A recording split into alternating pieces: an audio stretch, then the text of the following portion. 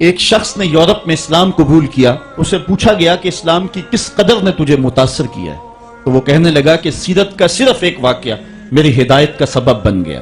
اس نے کہا حضور کی مجلس لگی ہے، ایک آدمی اٹھ کے کھڑا ہوتا ہے، حضور میرا بیٹا 2-3 دن سے گم ہے، مل نہیں رہا، آپ دعا کر دیں وہ مجھے مل جائے۔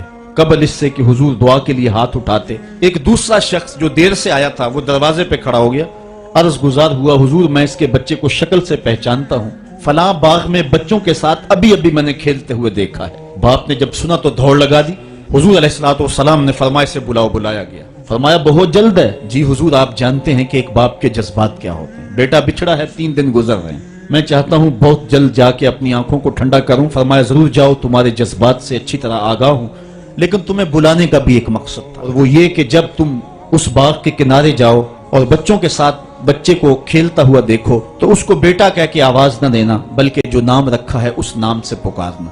عرض کی حضور میرا بیٹا ہے، اگر بیٹا کہہ کے پکاروں گا تو حرج بھی کیا ہے؟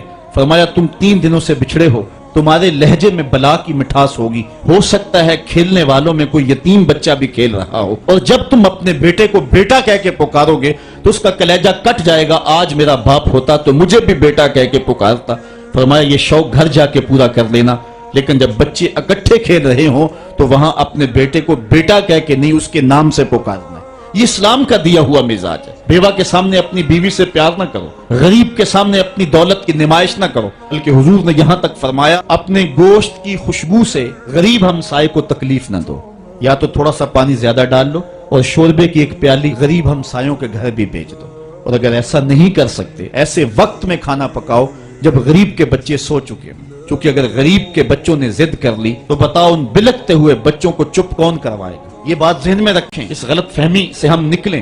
مسئلہ غریب کی مدد کا نہیں ہے، مسئلہ غریب کی عزت نفس کا ہے۔ قرآن مجید میں اٹھائیں، اللہ تعالیٰ ارشاد فرماتا ہے یہ وہ بد نصیب لوگ ہیں کہ جو یتیموں کو دھکے دیتے ہیں، اور دوسرے مقام پہ ارشاد فرمایا یہ یتیم کی تکریم نہیں کرتے۔ یتیم کو کھانا دینا اور بات ہے، اس کی عزت کے ساتھ اس کو کھانا دینا یہ اور بات ہے۔ یار بچا ہوا کھانا تو کتے کو بھی ڈالا جا سکتا ہے، بچی ہوئی دیکھ بار پھینکنے کی بجائے کسی کے منہ میں پڑ جائے یہ بات نہیں ہے، بات یہ ہے کہ اس کو تکریم دیتے ہیں یا نہیں دیتے ہیں۔ غریبوں کو لائن میں کھڑا کر کے اور 10 اخبارات کے اندر تصویریں چھپتی ہیں، اور بندہ نفسانی تسکین کو روحانی تسکین سمجھ رہا ہوتا ہے کہ وہ سمجھتا ہے کہ میں بہت نیکی کا کام کر رہا ہوں۔ ذرا غور کرے کہ اس نے غریبوں کی غربت کا مذاق تو نہیں اڑایا؟ اس لائن کے اندر جہاں غریب یتیم اور لاچار کھڑے ہو کر کے تصویریں کھچوا رہے ہیں، اگر اس کی بیٹی کو اس لائن میں کھڑا ہونا پڑتا تو اس کے جذبات کیا ہوتے؟ اس کی بیوہ بیوی ہو جائے اور اس کو اس لائن میں کھڑا ہونا پڑے تو اس کے جذبات کا عالم کیا ہے؟